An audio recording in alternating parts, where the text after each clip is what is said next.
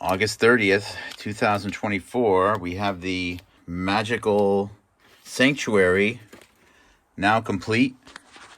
Very fun set to put together. A lot of really nice detail on the outside. Whoever designed this, I know that they used a lot of Lego methods, but did a really fantastic job. Fun stuff inside. Of course, we saw the little Lego Malone figure inside was actually summoning up the demons the other day in a little video short. For those who are unaware or curious, the song that I actually played was Abigail from King Diamond. Boy, does that bring back memories. Anyways, this was, I think, 6,800 pieces. Of course, you can buy these things for just incredible prices if you shop around. This is not a Lego brand. Of course, Lego would charge a fortune for this. And oh, by the way, there are some leftover parts. There are probably a few little things that I missed. And this kit, which I bought from Bar Weir, I think I'm saying that right, did come with a big bunch of nice little LED lights. The problem is you have to take all of the floors out of this thing to be able to use them. And what will happen is you'll just leave them on. You'll leave a few on, and then the battery will die, etc. So I'll need to figure out a way. Look into some of the newer products for lighting. What I did want to say was that I had to make a couple of small adjustments to this. One of them is that, especially when you get a building this big, is that the floors can fit really tight. And in fact, I needed to change a little bit of the reinforcements, the reinforcing brackets, if you will, under some of the floors. Otherwise, it just would not stack up. I don't know if that's because of the precision or a lack of precision from the non-Lego manufacturer, or if it's just a consequence of making a building so big. So I actually needed to just give it a little bit more space in a couple of areas in order for the floors to be able to stack up. Another thing is, and I haven't done many customizations to these yet, is at some point, I think it's actually worthwhile to consider the strength of simply using rows of 1x Lego bricks to make the walls.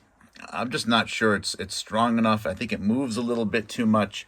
I know it's crazy. I mean, what are we going to do? Start having calling in the building inspector for these projects here? But anyways, I think once you get to a certain size, I think it's reasonable to start thinking that maybe 2x Lego bricks would be the better way to go for the walls. But now the question is, which project should we do next? Of course, Robert Malone is still inside somewhere summoning the demons. We'll take him out later. So these are the main options that we have here. One is it's a similarly sized building, and I think they actually call it an insane asylum. Lots of detail on it. It's a good sized building, and in here they have all kinds of laboratories, so we could actually stage humans being used for medical experimentation. Of course, there's a little cafeteria in here because all the mad scientists and geneticists are going to want to have their little chit chats afterwards. So this can be a fun building to put together, and this has a couple of really interesting laboratories in it, as you can see right here, for all of the, again, mad scientists to be doing their thing. This is one of the three options. The second option is the Chinese pawn shop that you can see right there. It could be fun every once in a while. One of our historical figures just might need to pawn something off. This is probably the smallest of the kits. And the one that's actually the biggest, I think, piece-wise, is the AN225. Now, this is a J-Star. I think that they have I don't know what their reputation is. Again, you hunt around, you try to find something on eBay, or someone might have purchased one of these and just never used it. It's amazing the deals you can get. Something like this would be a fortune if it was actually Lego. So it's all off-brand, but fully compatible. And I think this is a 7,000 piece system. So it might be fun to actually have the AN225 built up. And then maybe we could show how those anthrax laboratories in Iraq were most likely taken to Ukraine sometime around 2005. right around the time that the people from the State Department and the Defense Threat Reduction Agency fell upon Iraq.